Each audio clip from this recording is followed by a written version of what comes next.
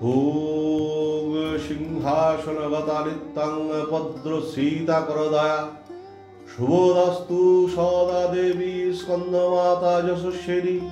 ॐ देवी स्कंदमातायै नमो नमः। ॐ देवी स्कंदमातायै नमो नमः। ॐ देवी स्कंदमातायै नमो नमः। शुक्रवार आज 26 सेप्टेम्बर नवरात्रिर पंचम दिन। रीति अनुसारे आज नवदुर्गार अन्यतम रूप देवी स्कंदमाता पूजित हन। देवी दुर्गार सन्तान देवसेनापति कार्तिक बा स्कंद एर नाम अनुसारे महादेवीर पंचम रूपेर नामकरण हয়েছে देवी स्कंदमाता। देवी स्कंदमाता चतुर्भुजा त्रिनयनी एवं पशुराज सिंहेर पीठे पद्मासने अधिष्ठान करें। देवीर ओपरेर दुई हाथे शतदल धारण करें। कोलेर शिशु स्कंदके नीचेर डान हाथ दिए धरे थाकेन एवं बाम हाथ भय विमोचनकारी अभय मुद्राते अवस्थान करें। जेहेतु तिनि पद्मेर उपरे बसे थाकेन ताई ताके पद्मासनीय बला हय। जनश्रुति आछे विवाहेर पर शिव एवं पार्वती কৈলাসে चले जान एवं दीर्घ हजार बछर काल तारा आमोद प्रमोदे अतिबाहित करें, किन्तु तादेर सन्तान जन्मग्रहण करेननि।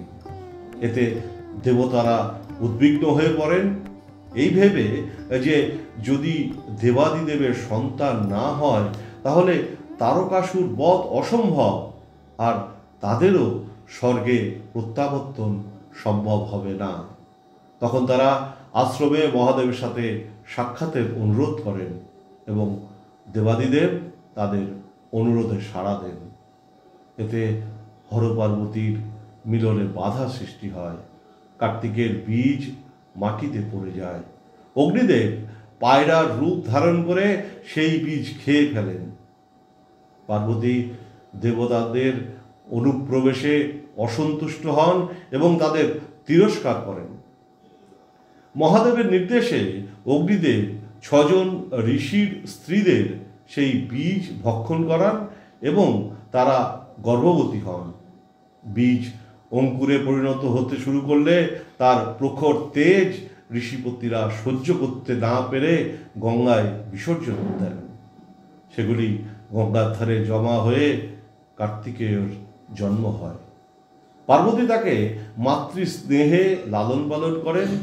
এই মাতৃত্বপূর্ণ রূপটি দেবী স্কন্দমাতা নামে আখ্যায়িত।